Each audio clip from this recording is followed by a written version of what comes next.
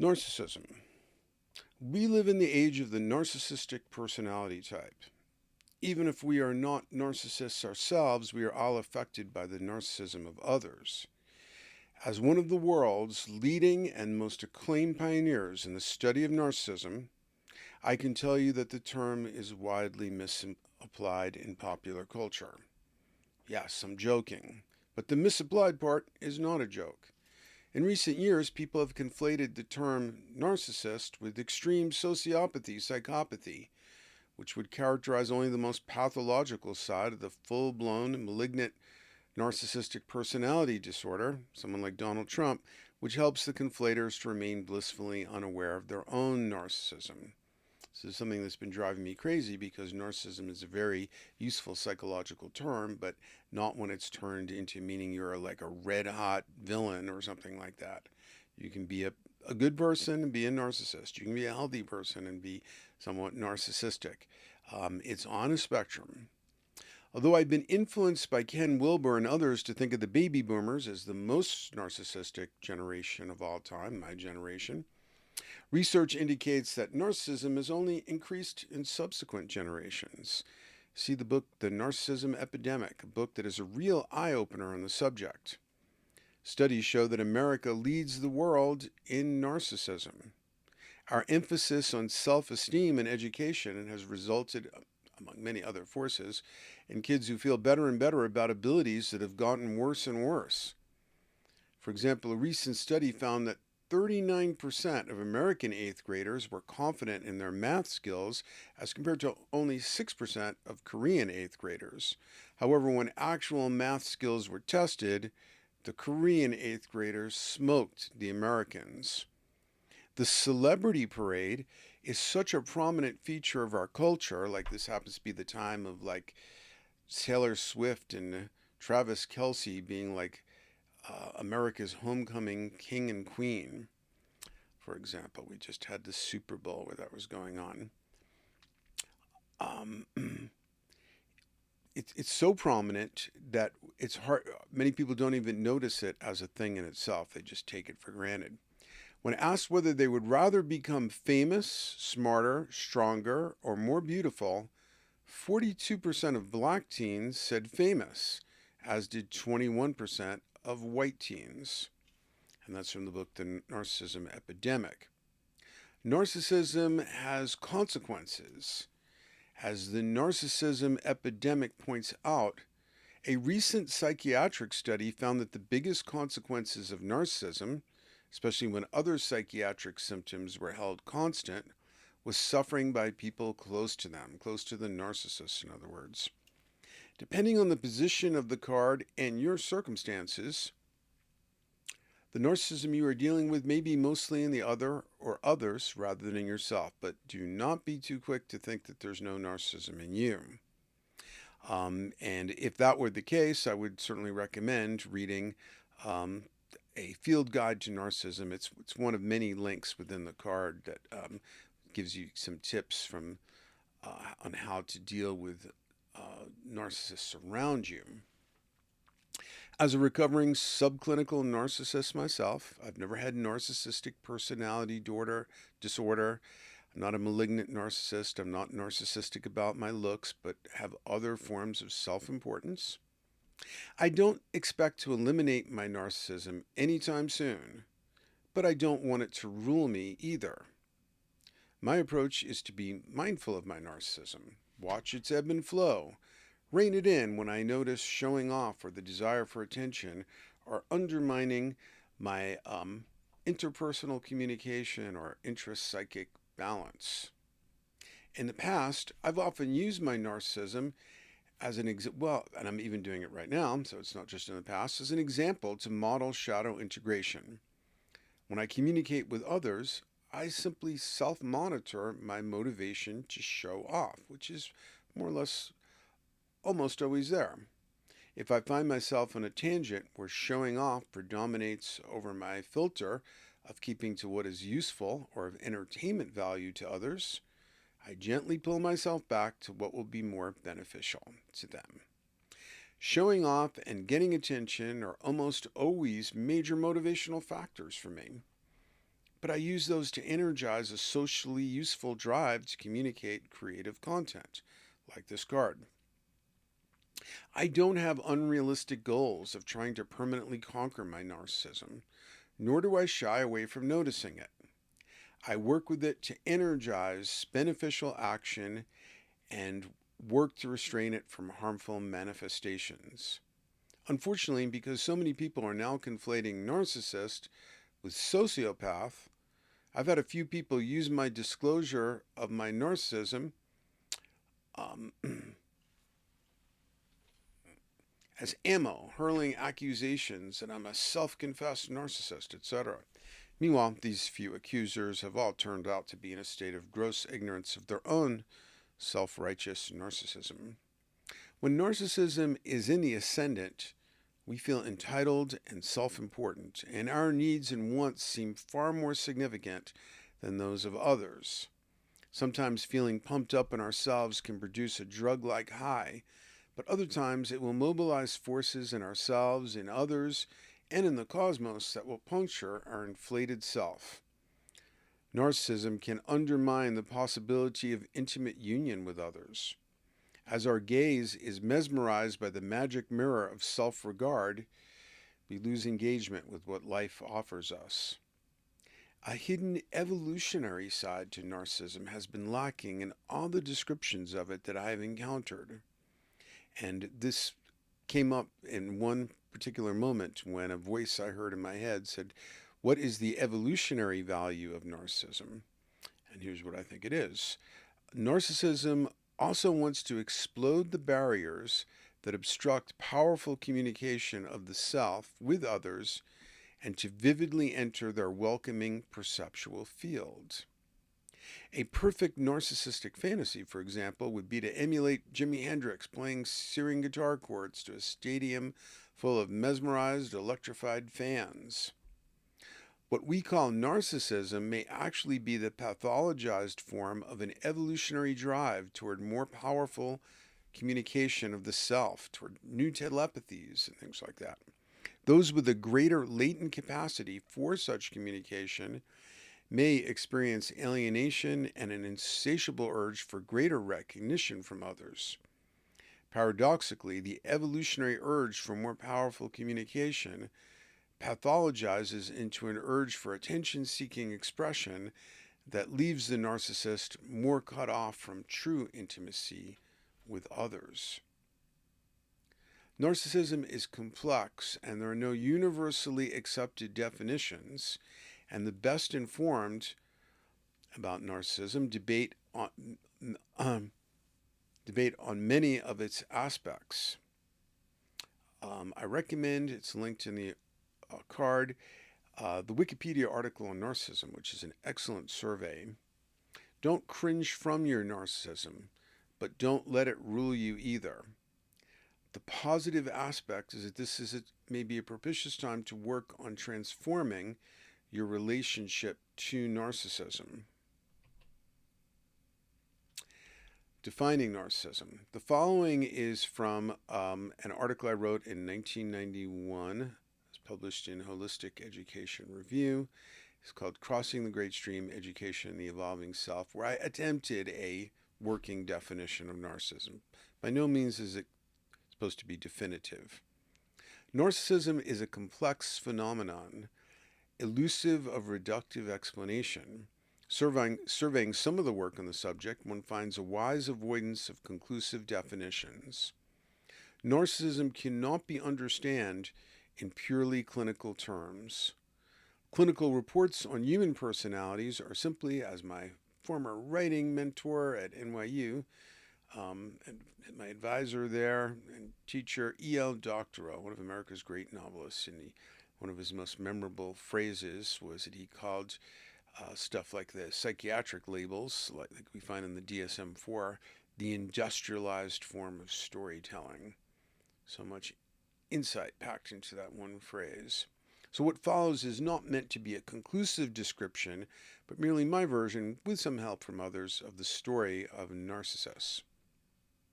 Narcissism is a state of being that occurs when one is cut off from a deeper connection with the self. A deeper connection with the self involves an awareness of spiritual or meaningful dimension to life. It creates a center from which we can experience individuality and be part of the whole or unity of things. It allows us to see that others are also individuals and part of a world that is not our own inner theater, but a larger stage on which we are just one more player. Lacking this deeper connection, the narcissist does not fully perceive his or her own reality, but rather identifies self with the exterior face or costume um, that he or she presents to the world. In other words, the persona.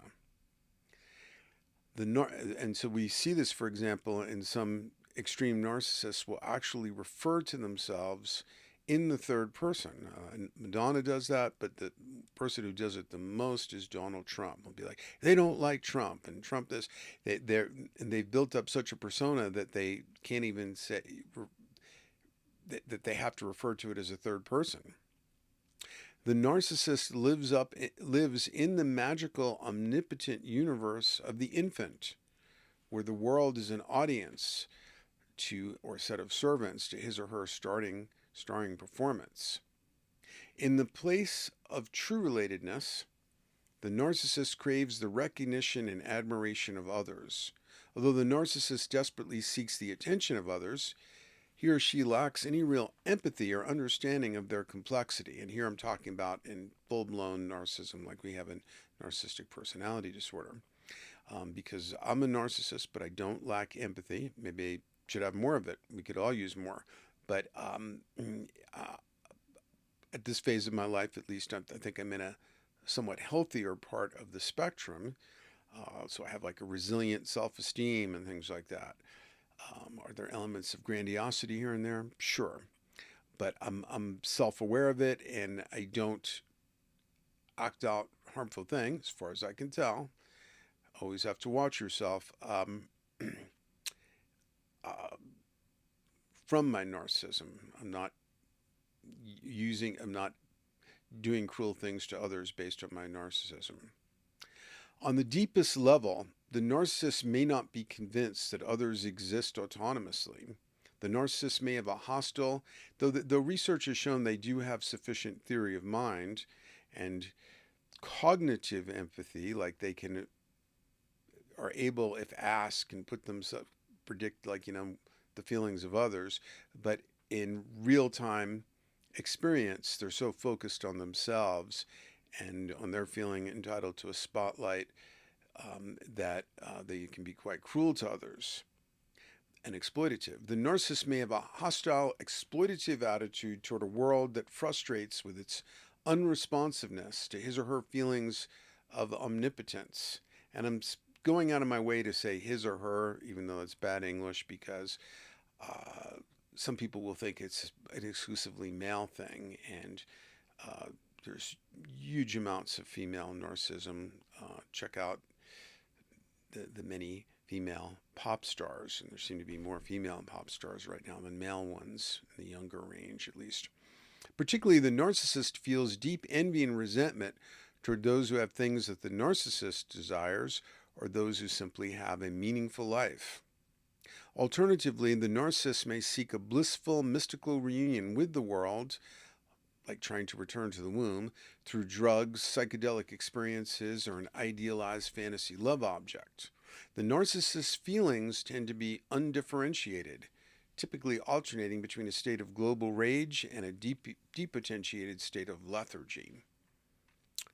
The narcissist may not have received the sort of love and nurturing necessary to develop or maintain a deeper connection to the self. And there is something called parental narcissist, where parents are so sure that their kids are magical that they inculcate in them a tremendous amount of narcissism.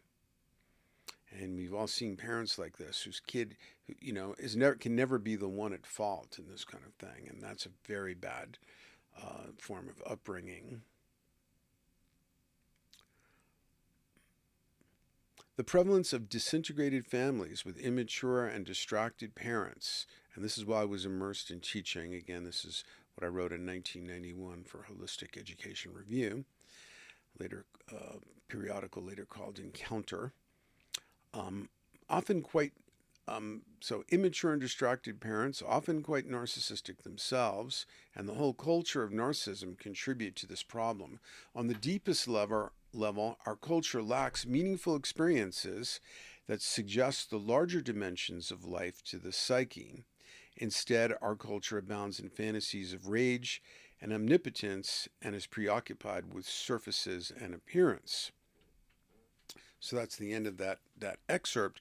But when you look at People magazine or how celebrities are presented in popular culture and in social media, like the recent uh, enthroning of Taylor Swift and Travis Kelce as like homecoming king and queen, and to the threat of MAGA, to the threat of Trump, who was nervously telling people that, recently, that I think I'm more popular than Taylor Swift. People wouldn't kill for her.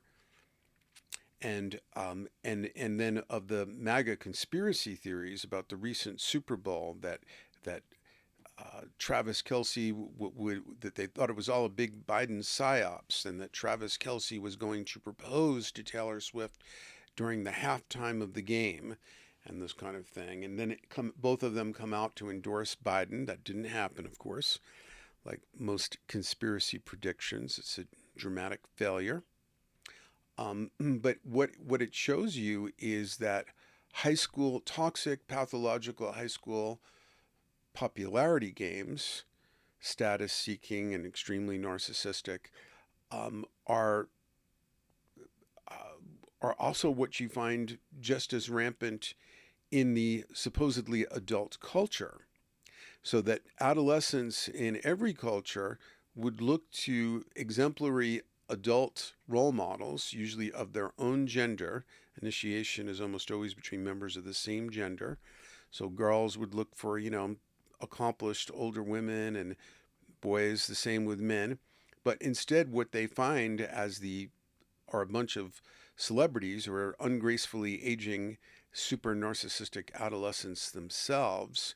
And so, therefore, the stereotyped toxic patterns of adolescence are reinforced unbelievably by the so called grown up culture and the national culture of celebrity, national and international.